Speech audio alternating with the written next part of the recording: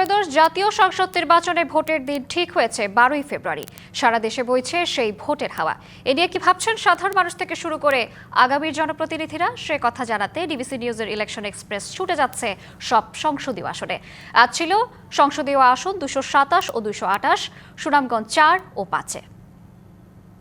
এই বছর যে নির্বাচন হতে যাচ্ছে 12ই ফেব্রুয়ারিতে, সেখানে প্রায় 4 কোটি ভোটার হচ্ছে তরুণ।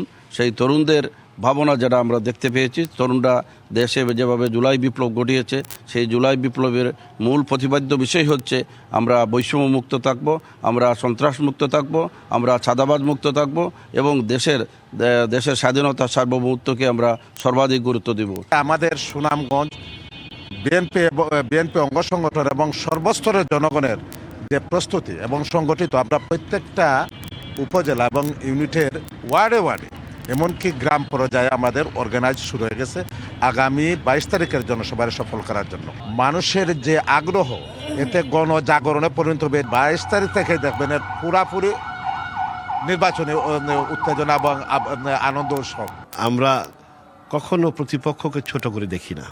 আমরা জনগণের সাথে ব্যাপক গণসংযোগের মাধ্যমে ইনশাআল্লাহ আমরা বিজয়ের দ্বারান প্রার্থে পৌঁছতে পারব।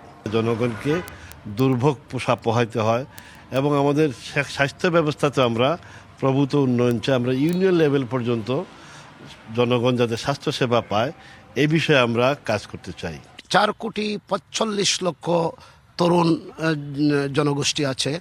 আমরা এদেরকে প্রশিক্ষণ প্রদান করব, বেকারত্ব দূর করব, এদেরকে কর্মক্ষম শিক্ষা ব্যবস্থা দিয়ে দেশে বিদেশে সুপ্রতিষ্ঠিত করার জন্য আমরা সর্বাত্মক প্রচেষ্টা চালাব। তারা তাদের নিজ নিজ অবস্থান থেকে নিরাপত্তা, সুশিক্ষা, স্বাস্থ্যসেবা এগুলোর ব্যাপারে আমরা অগ্রাধিকার প্রদান করব ইনশাআল্লাহ। বিগত 55 বৎসরে নারীদের বিরুদ্ধে কোনো সহিংসতা, নারীদের ইজ্জতহানিকর এ ধরনের কোনো কিছু সংগঠিত হয়নি।